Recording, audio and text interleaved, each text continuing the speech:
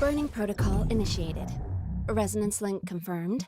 Burning in 5, 4, 3.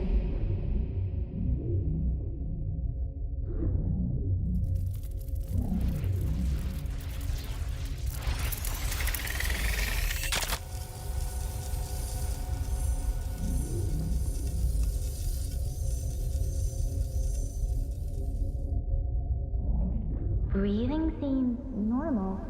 Heart rate should be fast, I think. You're awake.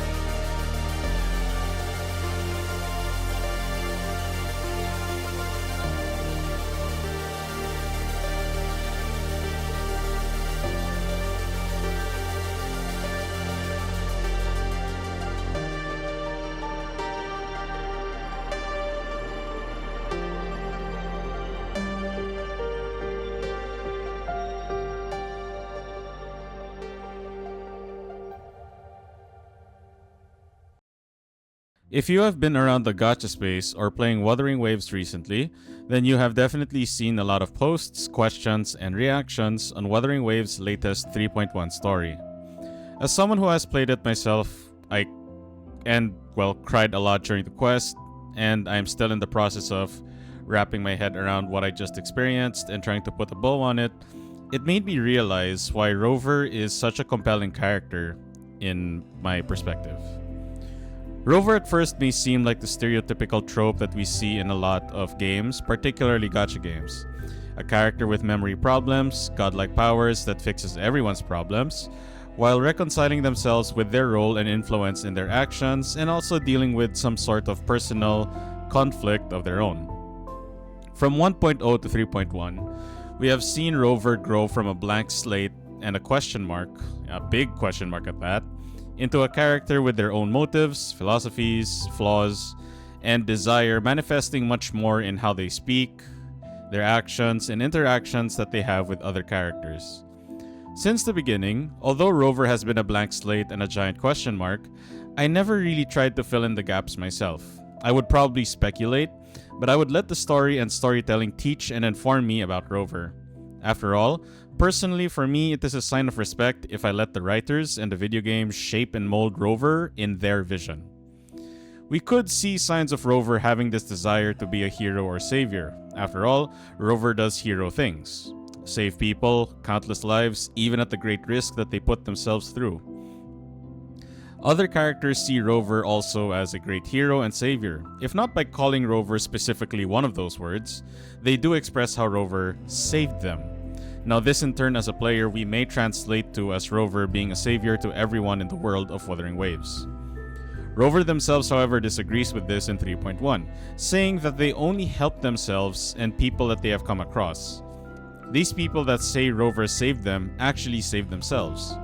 This is very important for Rover's characterization because it very much makes sense for Rover as a character and also how the game treats other characters in a big picture. One of the most common complaints I have seen that I myself resonate and agree with, pun intended, slightly with is how the game and its characters would get the spotlight and then nearly never get that spotlight again. Outside of surveys, for example, we haven't seen Yang Yang, as well as the other two of the original three, which is Chursia and Baizhi, and the rest of Huanglong for that matter. Renacita is currently rebuilding after the Dark Tide nearly wiped them out, so we got a heartfelt farewell, a few messages from Cantarella, Cartithia, Carlotta, and everyone involved, expressing how we helped them with their own conflict, and that's pretty much it. The only area or group of people that is still being focused on is, of course, the Black Shores, and that makes sense because Rover leads them. Chisa is a fan favorite character, and we have seen a lot of reactions from streamers who played through Chisa's storyline. And once 3.0 began, her arc was basically over and she was never part of the plot. At least significantly part of the plot. And honestly, it is a common thing in gacha games in general. Character arcs are treated like a marketing material for you to pull for them, and once their banner is over, it's on to the next shiny character. And in my eyes, Wuthering Waves does a decent job at justifying this. And Rover's story, I have to say, is the main focus of Wuthering Waves. And hilariously, each area is in its own arc as well. Jinzhou and Mount Firmament are the highlighted arcs of Huanglong, with Jinxi, Changli, and Jian in particular being major plot characters. The Black Shores in its entirety has an arc, focusing on Rover, Shorekeeper, and Camellia. Raguna's stars were the Montellis, the Phaethonians, and their agents and leaders, until we encountered the Troop of Fools, Cartithia, and their ties to the Order of the Deep. In Septimont, we allied with Augusta and Yuno, as well as Lupa in dealing with the Dark Tide. In each of these areas, we learned about how Rover once walked in the same area or had some influence in that area. Learning about them, and I think this is why characters disappear from the spotlight with each new patch, with varying degrees. Occasionally, previous characters would show up or even speak up when the plot demanded them to, like how Rover asked Cantarella about Cartithia's whereabouts, and when Carlotta formally introduced Rover to Chacona. The main focus of Wuthering Waves, I believe, has always been Rover. And you might ask then, why are characters given so much spotlight only for them to fade from it, other than the gacha marketing reason? And my reasoning for this is quite simple. Rover places so much importance in these people that they interact with, which is why they get so much focus. Even though in the big scheme of things, Rover is still the main star. And each layer of Rover's memories unraveled, we venture into new areas, meet new people, encounter dangers threatening lives that Rover cannot help, but jump in headfirst and see if something can be done. By definition, a Rover is someone who spends their time wandering. A hero or a savior has a purpose centered around saving people or societies from grave danger, and are generally idealized if not worshipped for their noble deeds and qualities, which, in my opinion, is far from what defines a Rover. In 3.1, Rover did briefly summarize how the people of Huanglong, the Black Shores, Renacita, and Lahai Roi persevered through adversity, and through that emerged victorious, even though it was not without a cost. If you have tried to help someone like you are a hero or a savior, it will not end well when the person themselves does not want to be saved, or if they don't even think they need to be saved. Sansweet didn't ask to be saved. Mr. Sansweet didn't want to be saved. And the injury received from Mr. Incredible's actions, so-called, causes him daily pain. Hey, I saved your life! You didn't save my life, you ruined my death. That's what you Listen, My you client has little no further piece of- comment at this time. And the act of saving someone can, well, save someone, but the desire to be saved is the prerequisite. This whole idea of salvation is how we see Fraxidus and Rover at odds. They both answer these calls, these desires of others to be saved by something. Their methods are different, and of course the vision of what is salvation between Fraxidus and Rover, and by extension the Black Shores, is what differs the two. And this is why the game from start to finish has always focused on Rover in some shape and form, and varying degrees. Even though Renacita, for example, has had its focus on several big figures like the Montellis, the Phaethonians, Cartithia, Septimonians, it all comes back to Rover. It gives that feeling that all these characters serve a purpose to hoist Rover up, when ironically that is not how Rover would see it.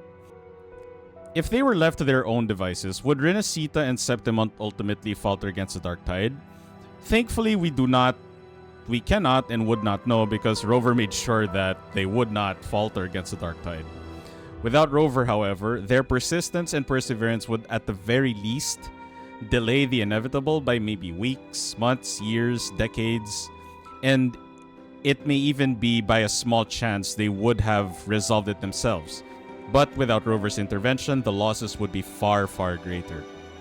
Rover's memory loss does also serve a purpose, other than serving as a reason why every exposition dump is not really one, when Rover themselves does need an explanation for how things go, how they work in the world that we play in.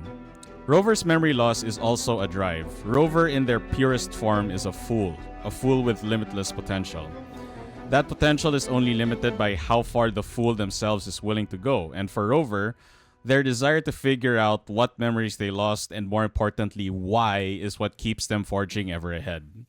And by hilarious video game coincidence, every step they take forward is filled with signs of their past influences and actions. With the most obvious examples being Jue and Imperator, it is clear that Rover had a large role to play in shaping the world before. With that memory lost, would that still make Rover Rover? Adequately put, Rover says that their desire to help others, regardless of the absence of any real reason or memories, other than a refusal to not do anything when others are in need, is enough of what they need to know about themselves. Rover may not know how truly important they were in the past or how ordinary they were in the past, and what kind of great and terrifying deeds that they have done before. The one thing Rover is confident, however, is that innate desire to lend a hand to those who ask for one, those who need one, and those who could use one. And this is what makes Rover a very simple character underneath the complex veil that surrounds them.